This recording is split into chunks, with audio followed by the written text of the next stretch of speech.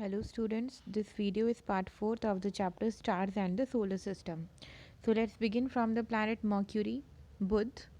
The planet Mercury is nearest to the sun. जो Mercury planet है वो सबसे nearest है sun के, and this is the smallest planet of our solar system. Because Mercury is very close to the sun, it is very difficult to observe it. Right because जो mercury है वो सन के सबसे ज़्यादा क्लोज है, सबसे नियरेस्ट प्लानट है, इसलिए उसे ऑब्जर्व करना उतना ही डिफ़िकल्ट है because most of the time जो प्लानट है वो सन के ग्लेयर में छिपा रहता है, सन की लाइट में, right. So it can be observe just before sunrise और just after sunset near the horizon. तो इस टाइम पे ही हम मर्क्यूरी प्लानट को ऑब्जर्व कर सकते हैं. तो ये विजिबल होता है कहाँ पे? Only at places where trees और buildings do not obstruct the view of the horizon. उन जगह पे जहाँ पे हाई बिल्डिंग्स और ट्रीज ऑब्स्ट्रक्ट ना करें व्यू को, उन जगह पे ही हम मर्क्यूरी प्लैनेट को ऑब्जर्व कर सकते हैं. So Mercury has no satellite of its own. Mercury की कोई भी अपनी सैटेलाइट नहीं है. Next planet is Venus which is also known as Shukra planet. Venus जो है वो अर्थ का नियरेस्ट प्लैनेट है. So it is the brightest planet in the night sky. सबसे ब्राइटेस्ट प्लैनेट जो होता है वो वीनस होता है, और अर्थ के नियरेस्ट होने की वजह से हम वीनस को सिस्टर ऑफ द अर्थ भी कहते हैं. सम टाइम वीनस अपीयर होता है ईस्टर्न स्काई में बिफोर सनराइज, और सम टाइम अपीयर होगा ये वेस्टर्न स्काई में जस्ट आफ्टर द सनसेट. तो ये दो टाइम पे दिखता है, इसीलिए इसका नाम मॉर्निंग और इवनिंग स्टार भी है. मॉर्निंग स्टार और इवनिंग स्टार.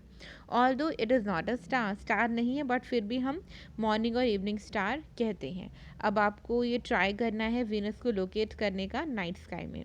वीनस का भी कोई मून या कोई सैटेलाइट नहीं है. रोटेशन जो होती है वीनस की अपनी एक्सिस पे वो अनयूजुअल होती है. Like it rotate from east to west while the earth rotate from west to east. Earth जो है वो वेस्ट टू ईस्ट रोटेट करती है, लेकिन जो वीनस है वो ईस्ट से वेस्ट की तरफ रोटेट करता है, राइट. और अगर कभी आपको चांस मिले टेलीस्कोप से ऑब्जर्व करने का वीनस को, तो आप क्या चीज़ ऑब्जर्व करेंगे कि जो वीनस होता है वो अपने फेजेस शो करता है मून की तरह.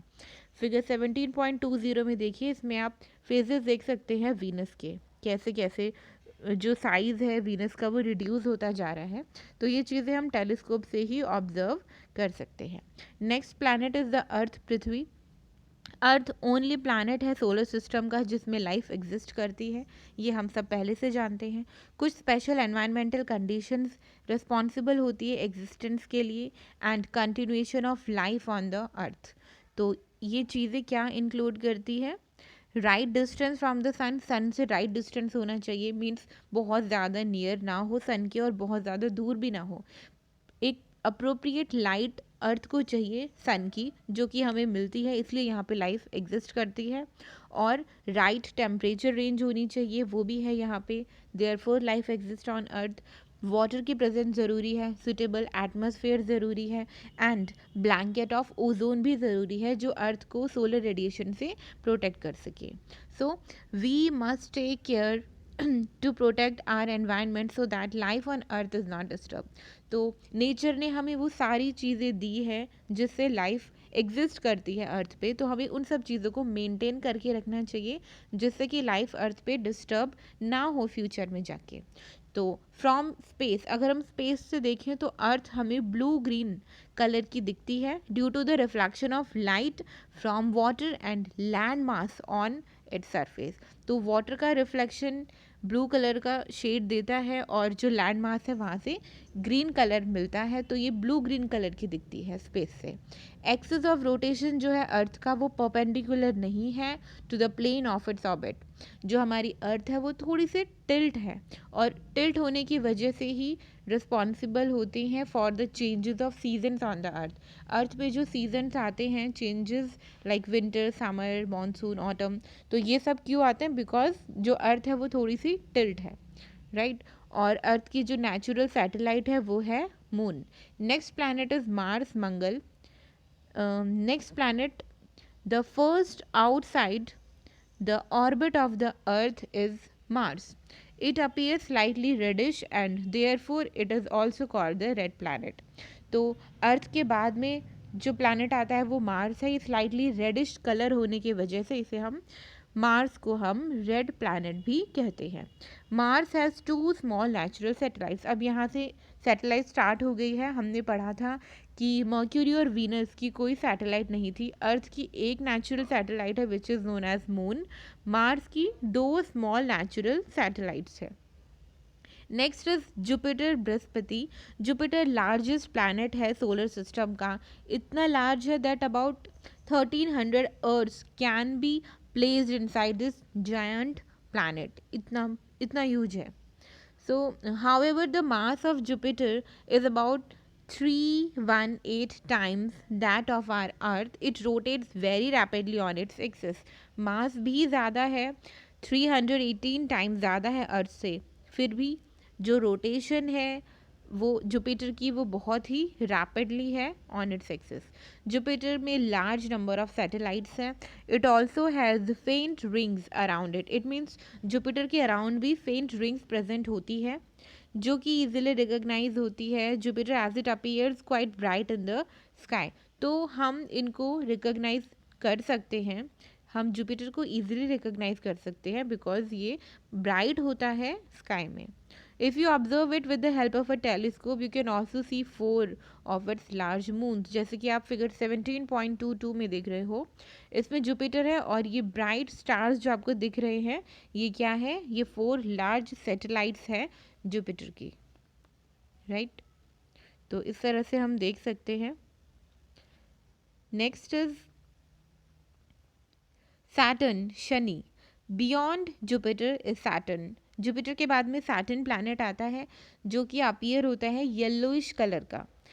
What makes it unique in the solar system is it's beautiful ring. Saturn की जो रिंग है वो हमें बहुत ईजिली दिखाई देती है, आप देख सकते हो Saturn. So these rings are not visible with the naked eyes. Naked eyes से तो ये विजिबल नहीं होती है बट हम इनको टेलीस्कोप से ऑब्जर्व कर सकते हैं। Saturn also has a large number of satellite. Saturn की भी बहुत सारी सैटेलाइट्स होती हैं। One interesting thing about Saturn is that it is the least dense among all the planets. सारे प्लैनेट्स में से जो सबसे कम डेंस जो प्लैनेट है वो सैटर्न है। इसकी जो डेंसिटी है is less than that of water. Water से भी हल्का। Next is Uranus and Neptune. These are the outermost planets of the solar system. इनको हम देख सकते हैं only with the help of a large telescope. Like Venus, Uranus also rotates from east to west. Venus की तरह ही Uranus भी east से वेस्ट की तरफ रोटेट करता है। मोस्ट रिमार्केबल फीचर जो है यूरेनस का वो ये है कि that it has highly tilted rotational axis. इसकी भी क्या है, हाईली टिल्टेड रोटेशनल एक्सिस है। तो आप देख सकते हो Uranus in its orbital path in figure 17.24।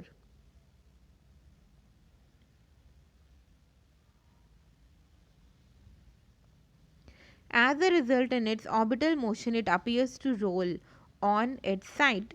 First 4 planets, जो first 4 planets है like Mercury, Venus, Earth and Mars, ये क्या है, नियरर है सन के देन द अदर 4 planets, इसलिए हम इन्हें इनर planets कहते हैं।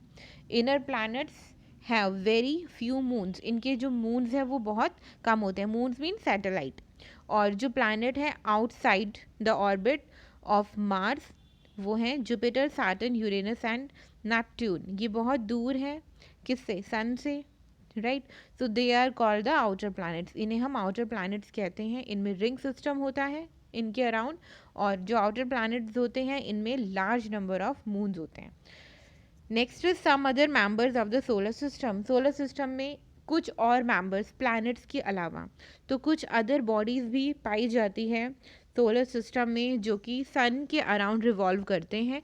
इन्हें हम क्या कहते हैं, members of the solar system. तो इनके बारे में हम पढ़ते हैं। सबसे पहले एस्टेरॉइड्स।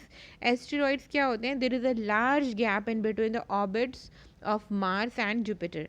मार्स और जुपिटर प्लैनेट के बीच में बहुत ज़्यादा गैप है। तो इस गैप को ऑक्यूपाई किया हुआ है large number of small objects ने जो रिवॉल्व करते हैं सन के अराउंड। इन्हें ही हम एस्टेरॉइड्स कहते हैं। Asteroids can only be seen through large telescopes. Large telescope की हेल्प से ही हम एस्टेरॉइड्स को देख सकते हैं। अब आप फिगर 17.25 में देखिए, यहाँ पे ये जो आपको दिख रहे हैं ना, ये ब्लैक कलर में, ये सब क्या है? ये एस्टेरॉइड की बेल्ट है, राइट, जो कि मार्स और जुपिटर के बीच में आती है। Next is comets. Comets are also members of our solar system. Comets भी हमारे सोलर सिस्टम के मेंबर्स हैं। ये भी रिवॉल्व करते हैं around the sun in highly elliptical orbits. However, their period of revolution around the sun is usually very long. इनका जो period of revolution है, मीन्स रिवॉल्यूशन का जो इनका एक राउंड कंप्लीट होगा, वो बहुत लॉन्ग है। कॉमेट अपीयर होते हैं generally bright head with a long tail. Bright head होता है इनका और लॉन्ग टेल होती है। लेंथ जो होती है टेल की, वो ग्रो करती है साइज में as it approaches the sun. It means जैसे जैसे वो सन के पास जाते जाएगी, साइज उसका बढ़ता जाएगा। Tail of a comet is always directed away from the sun. और जो टेल होती है वो कॉमेट की, वो हमेशा डायरेक्ट करती है अवे फ्रॉम द सन, सन से दूसरे साइड में। यहाँ पे आप देख सकते हो figure 17.26 different positions of a comet. So many comets are known to appear periodically. Periodically means कुछ समय के बाद में बहुत सारे कॉमेट्स हमें देखने को मिलते हैं। एक जो कॉमेट का नाम बताया है इन्होंने, वो बताया है हेलीज कॉमेट, जो अपीयर हुआ था आफ्टर नियरली एवरी 76 ईयर्स। हर 76 ईयर्स के बाद में ये देखने को मिलता है, और ये लास्ट टाइम 1986 में दिखा था। तो अब आप देख सकते हो कि ये हमें नेक्स्ट टाइम कब दिखेगा, right. Next is meteors and meteoroids. Night के टाइम में when the sky is clear and the moon is not there, तो आप समटाइम्स देखोगे कि ब्राइट स्ट्रीक्स होती है लाइट की स्काई में। इन्हें हम कॉमनली शूटिंग स्टार्स भी कहते हैं। Although they are not stars, ये स्टार्स नहीं, ये मीटियोर्स होते हैं। मीटियोर यूजुअली स्मॉल ऑब्जेक्ट होते हैं जो हमें ओकेजनली एंटर करते हैं अर्थ की एटमॉस्फेयर में, जिसे टूटता तारा भी कहते हैं ना, वो। At that time it has a very high speed. तो ये अर्थ की एटमॉस्फेयर में जब एंटर करता है तो ये बहुत हाई स्पीड में करता है। Friction due to the atmosphere heat its up, it glows and evaporates quickly. अब जो फ्रिक्शन होता है एटमॉस्फेयर का, उस वजह से ये हीट हो जाता है, ग्लो करता है और इवेपोरेट हो जाता है। That is why the bright streak last for a very short time. जो लाइट हमें दिखती है मीटियोर की, वो शॉर्ट टाइम के लिए होता है, बिकॉज ये एकदम से इवेपोरेट हो जाता है। तो मीटियोर्स, कुछ मीटियोर्स लार्ज होते हैं, तो ये अर्थ तक पहुंच जाते हैं बिफोर दे इवेपोरेट कम्प्लीटली। जो बॉडी होती है, the body that reaches the earth is called a meteoroid. वो बॉडी जो अर्थ तक पहुंच जाएगी उसे हम मीटेरॉइड कहेंगे।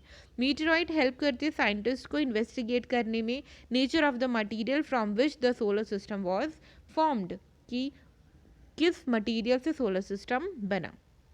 Next is artificial satellites. तो हमने बहुत सारे आर्टिफिशियल सैटेलाइट्स के बारे में पढ़ा है जो रिवॉल्व करती है around the earth, right. So you might wonder how artificial satellites are different from natural satellite से कैसे डिफरेंट होती है।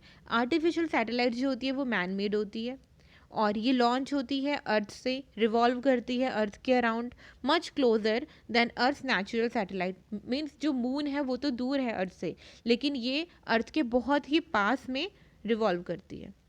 तो India has build and launched several artificial satellites. Aryabhata जो थी वो फर्स्ट इंडियन सैटेलाइट थी, और कुछ दूसरी Indian satellites like INSAT, IRS, Kalpana first, EDUSAT etcetera, ये सब लॉन्च हो चुकी हैं। आर्टिफिशियल सैटेलाइट्स में बहुत सारे प्रैक्टिकल एप्लीकेशंस होते हैं। ये यूज़ की जाती है फोरकास्टिंग वेदर के लिए, टेलीविज़न ट्रांसमिशन और रेडियो सिग्नल ट्रांसमिशन के लिए।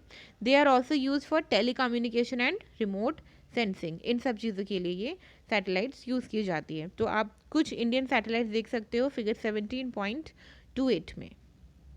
तो students, I hope the chapter is clear to you. Thank you.